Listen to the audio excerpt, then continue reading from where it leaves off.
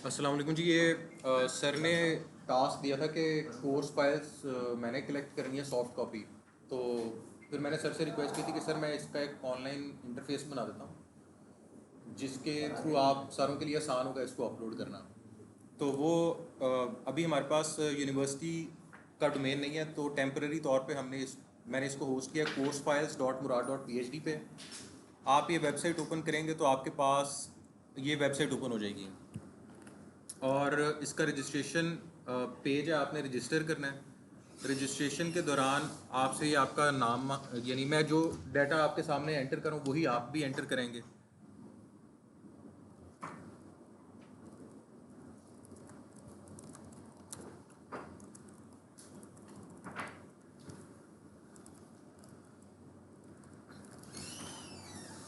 Name है आपका, mobile number है, ईमेल एड्रेस है, उसके बाद आपका पासवर्ड है। आप सबमिट करेंगे तो ये अकाउंट बनाने के बाद आपको होम पेज पे लॉगिन कर देगा। जो होम पेज है वो सिंगल पेज पे ही सब कुछ है, जिसमें आप कोर्स ऐड कर सकते हैं। जिस तरह मैं अब 2025 में स्प्रिंग CSI 301 और इंट्रोडक्शन या प्रोग्रामिंग फंडामेंटल्स मॉर्निंग को पढ़ा रहा हूँ, और ये जी 3-1 हो गया लेट सपोज।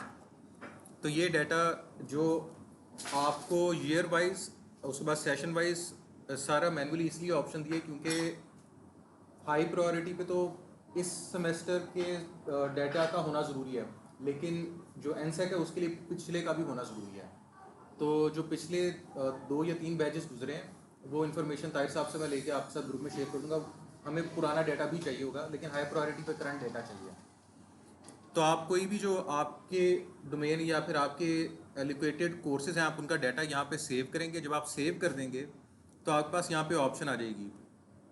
जिस तरह मैंने कोर्स सेलेक्ट करना है तो मैंने इसको सेलेक्ट किया। जब सेलेक्ट करूँगा तो उससे रिलेटेड जितनी भी फाइल्स हैं, बेसिकली 16 फाइल्स हैं जो कि बाकी कंप्यूटिंग डिपार्टमेंट्स मेंटेन कर रहे हैं। तो हमने भी अब उन्हीं के पॉलिसी के मुताबिक सब कुछ मेंटेन करना है। कोर्स कंटेंट है, वीकली प्लान है, लैब मैनुअल है, टाइम टेबल है, mid term exam, final exam, practical exam, उसके बाद assignment best samples, assignment average sample, assignment weak sample, quiz best sample, quiz average sample, quiz weak sample, attendance record, final result and other relevant material. आप इसमें upload कर सकते हैं। मिसाल के तौर पे भी मैं एक टेम्परेरी फाइल अपलोड करने लगूँ तो कोर्स कंटेंट की मैं कोई भी एक कभी टेम्परेरी फाइल अपलोड करता हूँ।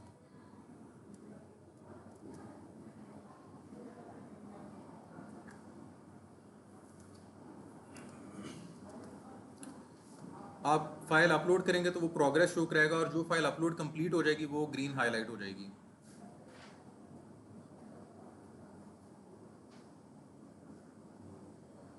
अब ये फाइल अपलोड कंप्लीट हो गई है। तो जैसे जैसे आप यहाँ फाइल्स अपलोड करते जाएंगे वो आपको ग्रीन प्रोग्रेस शो कराता रहेगा। और सर के पोर्टल के ऊपर उनके पास ये एक्सेस है कि वो मॉनिटर कर सकेंगे कि किस फैकल्टी मेंबर्स ने कितने कोर्सेज ऐड कर लिए और वो कितने % कंप्लीट हो गए हैं।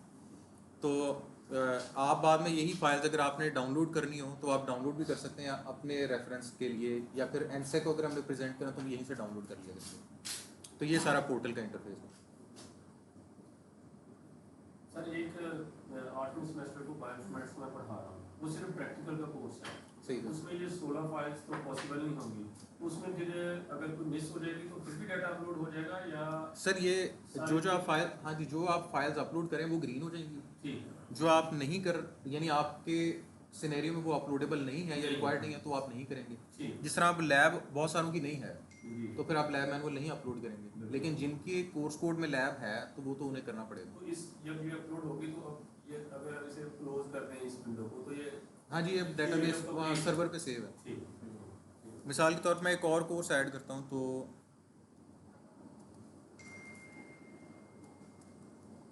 डॉक्टर साहब ये जो कोर्सेज हैं ये इसके अंदर पूरी डिग्री के ऐड होंगे या कोर्स हमने खुद सर आपने खुद करने हैं। हमने खुद करने हैं।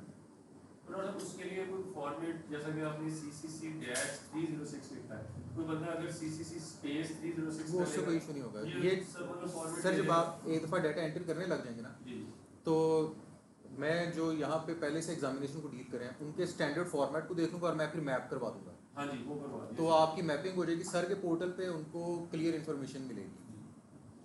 दूसरा डॉक्टर साहब कुछ टीचर ऐसे होते हैं जो सेम कोर्स मॉर्निंग इवनिंग को दोनों पढ़ाते हैं, हाँ तो दो दफा एंटर करेंगे सर, वो 2 दफ़ा करेंगे क्योंकि दो सेपरेट कोर्स फाइल्स हैं। हाँ नहीं, वो select हो रहा है ना, वो एक चेक होता है, अगर दोनों ही सिलेक्ट इधर से नहीं सर, वो 2 सेपरेट कोर्स फाइल सेपरेट ही, क्योंकि उनके आपके क्विजेज असाइनमेंट फाइनल सब कुछ अलग है, वो सब कुछ अलग अपलोड होगा। और सर ईमेल ऑफिशियल देनी पड़ेगी या जीमेल वाला अकाउंट? मैंने इस पे कोई रिस्ट्रिक्शन नहीं लगाई हुई, ठीक है। तो वैसे अगर आप यूनिवर्सिटी की दे दें वो बेहतर है, नहीं देंगे अपनी पर्सनल दे दें वो भी चल जाएगी। इसको मैंने डॉक्टर साहब को रिक्वेस्ट की क्योंकि इसको ना सिंपलेस्ट रखें, जितना उन्होंने कहा कि इसको सिंपलेस्ट रखेंगे, यूजर फ्रेंडली होगा। उसकी डॉक्टर साहब रीजन पता क्या है कि हार्ड कॉपी तो अब हमें दे देंगे, लेकिन जब सॉफ्ट कॉपी हमें चाहिए होगा तो हम उस हार्ड से बजाय स्कैन करने की, हर आदमी अपनी चीजें स्कैन करेगा तो उसके पास भी रिकॉर्ड होगा, वो हमारे पास एक सेंट्रल जगह पे होगी। जब एनसीए का विजिट होता है, अब एनसीए हमें कहती है कि आप सॉफ्ट डाटा भी अपलोड करें कोर्स फाइल का, तो वो हमारे पास एक सेंट्रल जगह पे होगा, हम वहाँ से डॉक्टर साहब को कहेंगे कि अपलोड करें।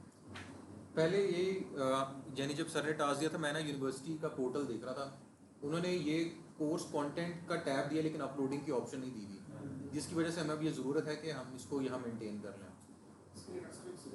जी सर। सारे जो टीचर्स हैं जी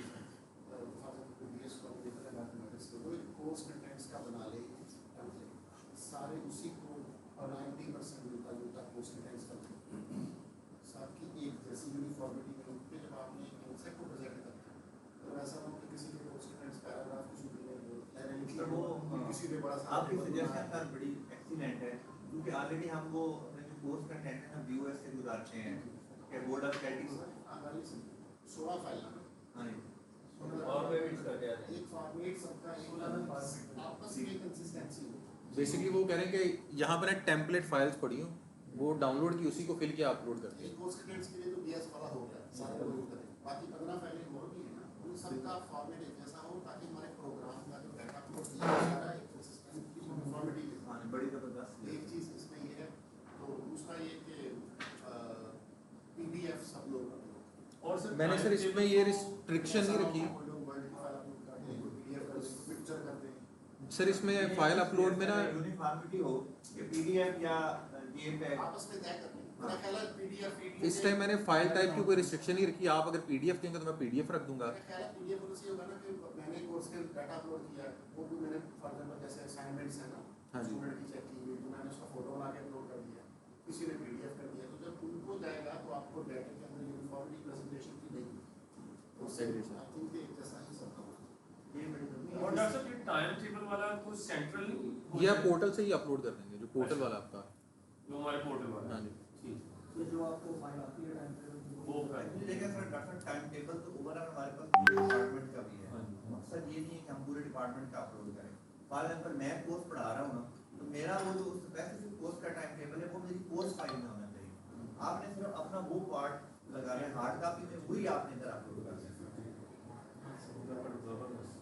तो डॉक्टर जैसे आमिर साहब ने ये बताई है, इस तरह की एक छोटी सी गाइडलाइन बना के कि ये जो आपने फाइल अपलोड करनी है इसको पीडीएफ फॉर्मेट में करें, वो हम ग्रुप में शेयर कर देते हैं। ठीक सर। और एक जो आज जैसे हमारे कुछ दोस्त एग्जाम ले रहे हैं, तो अगर एक छोटी सी वीडियो ये सर अभी वीडियो बन रही है, ये जैसे ही एंड होता है सेशन में ग्रुप में शेयर कर दूंगा।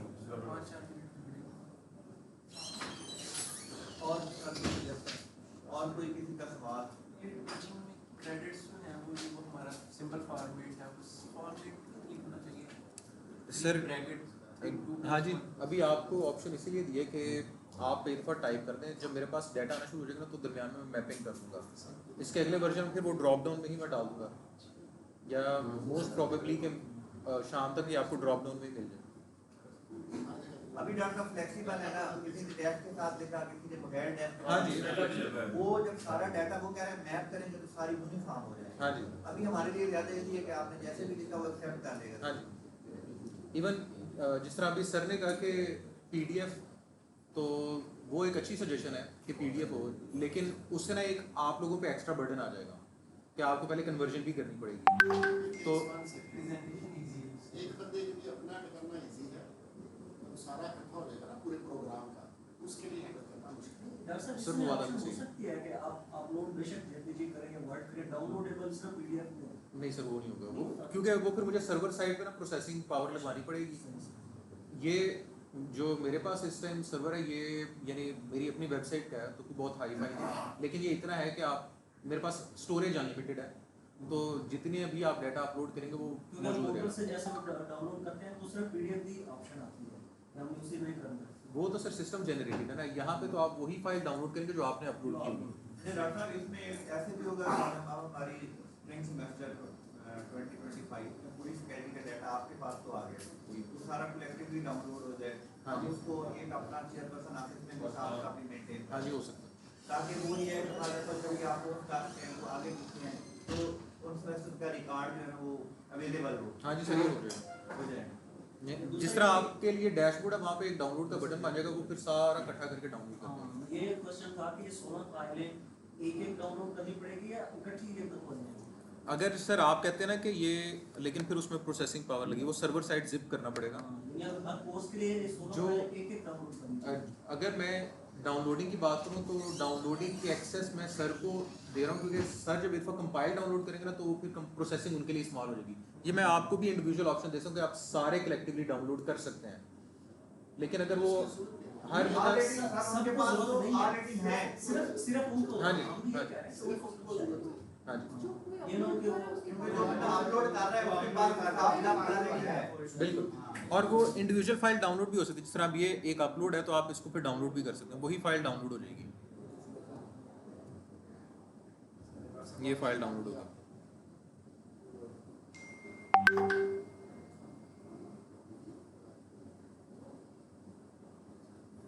ये जो मैंने फाइल अपलोड की थी वो डाउनलोड होगी, तो जो फाइल आप अपलोड करेंगे वो डाउनलोडेबल है। तो डॉक्टर इसमें यानी एडिट की ऑप्शन भी है, अगर गलती से कोई गलत फाइल हम हाँ, वो आप डिलीट की ऑप्शन भी हाँ, है। डिलीट इंडिविजुअल फाइल भी डिलीट कर सकते हैं और आप पूरा कोर्स भी डिलीट कर सकते हैं। अगर आप मिसाल के तौर पर इंडिविजुअल फाइल डिलीट करता हूँ तो वो मेरे से पूछ रहा है कि हाँ जी कंफर्म है करनी है, तो मैं कहता हूँ हाँ जी कर दो डिलीट, तो अब वो फिर फाइल डिलीट हो गई है। ठीक हो। अगर कंप्लीट कोर्स करना वो भी कर सकते हैं। चलिए थैंक यू डॉक्टर साहब, बड़ा आपने बड़ा ये अच्छी एफर्ट की। बजाय इसके कि हम उसको ईमेल के थ्रू कलेक्ट करते हैं वो मुश्किल था, आपका ये सेंट्रलाइज एक चीज आ जाएगी, हम उसको ना एक ही हर सेमेस्टर वाइज अपने पास साफ कापी पड़ी होगी, जब भी अगर इसकी एक मांगेगी तो हम बिल्कुल ठीक है। आए थे डेटा आया रहता है उसको भी इसी तरह ही करते हैं। आज आया दिन ही हाँ जी। अब वो तो सही करना। उधर ना वो एक गूगल स्कॉलर वगैरह से देख सकते हैं, उधर हो जाता आप लोग तो सर पब्लिकेशन का डेटा फैच करना है तो वो तो हो जाएगा, वो मसला नहीं है। जिस तरह इसके साथ तो रेलेवेंट नहीं है ना। जो पब्लिकेशन का फैच करना मसला नहीं है, लेकिन पब्लिकेशन को वैलिडेट करना इस टाइम इशू है कि आपका कौन सा पेपर किस सिनेरियो में वैलिड होगा और कौन सा नहीं वैलिड होगा। और इसमें सबसे अहम चीज होता है कि जैसे हमको आते हैं किसको काउंट किसके सिनेरियो में। करेंगे उधर भी काउंट होगा। हाँ जी हाँ जी हाँ जी, तो वो तो सारे एक बार काउंट हो रहा है, बिल्कुल सर। एक बंदे ने क्लेम करना है इसका काउंट होता है। तो दूसरी बात ये होती है कि एक्चुअली जो पीछे रीजन है बैकअप जो ऑफिशियल मैटर्स होते हैं किसी भी जगह पे दुनिया में वो डाटा लिया जाता है उस बंदे से, क्योंकि वो रिस्पॉन्सिबल होता है। बिल्कुल सर। अगर आपने फैच कर लिया उसको गड़बड़ आगे ना जाए तो ये तो मेरी की गलती है, तो बिल्कुल वो सर। गड़बड़ ही रहेगी। कानूनी पॉइंट होगा। ये तो नहीं है ना कि पोर्टल पे भी